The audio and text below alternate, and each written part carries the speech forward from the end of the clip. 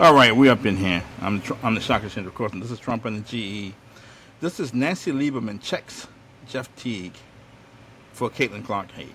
Otherwise, moreover, she gets more appropriately, she clapped Jeff Teague for Caitlin Clark hate. Um, Jeff Teague gave a recent take on Caitlin Clark that was so out of bounds, or so off the rails that Nancy Lieberman had to speak on it. She was on a podcast, I guess the Big Three podcast with Michael Beasley, and she responded to comments Jeff Teague made about Caitlin Clark. So I'm gonna share my screen and let Nancy Lieberman take it away.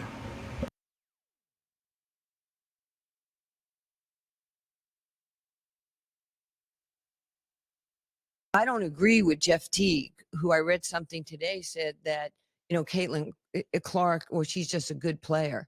She's not a great player. He Jeff, said that? She good, but she not that good. I love you. You weren't a great player. Wait. Okay. You were serviceable. I know you made the All-Star team one time. Whoa. I'm sorry. If we're gonna if we're gonna be honest, I'm happy for your We career. won't out. Chef, my guy. Damn. But you tripping. Caitlin's great. She got like She is great. All right, so a couple of things here. First of all, Jeff Teague's take on Caitlin Clark is out of control. She's not that great. I mean, there are too many podcasts, to be honest with you. All these former NBA players have these podcasts, and they're trying to make a living talking. A lot of them wouldn't talk when they were playing. They wouldn't even give interviews.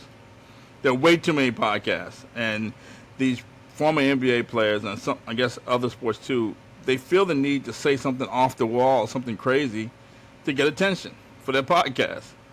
You hear people saying stuff like, name a player, X guy was harder to guard than Michael Jordan.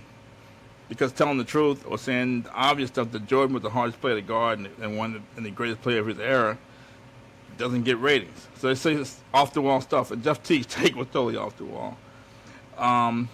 Give you a take of who Nancy Lieberman was. I'm from Virginia. Nancy Lieberman played at Old Dominion, I think back in the 70s and 80s. And at one point, she and Ann Meyer were the top players in women's sports, women's basketball. And then along came Cheryl Miller. But Nancy Lieberman and Ann Meyer, they carried the torch for the women's basketball. They were the reigning queens of college basketball. And they carried the torch, and they represented college basketball, the women of college basketball very well. There was no outlet for them to play professionally.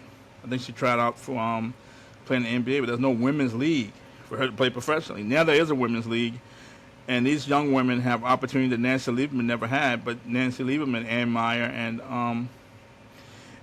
Cheryl Miller and others were trailblazers. They create a pathway for these women to make a living and follow their passion beyond the college game. So for Nancy Lieberman, this is probably phenomenal that there's a women's league and that we're talking about Caitlin Clark.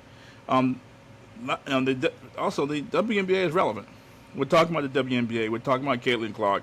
She's a phenomenal player. She's bringing eyeballs to the WNBA. 5 years ago, nobody was talking about the WNBA like this. Now we hate Caitlin Clark. We hate Angel Reese. We love Caitlin Clark. We love Angel Reese.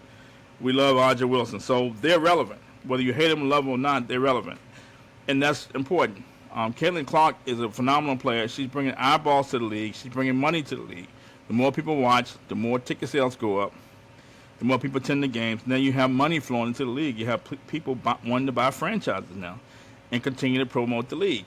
This is only the hate or the controversy is only going to create more eyeballs, more interest in the games. And when she plays, these games take on a heightened sense of importance. When Angel Reese plays, they take on a heightened sense of importance. When they play each other, it takes on a heightened sense of importance. That's just the reality of it. And lastly, I don't think Nancy Lieberman had to clap Jeff Teague quite like this. She said that he was serviceable, as if like he was like the and I'm a big fan of Jeff Teague. And his podcast is not that bad. I mean, I've listened to some of his podcasts a few times, and he tells some funny stories.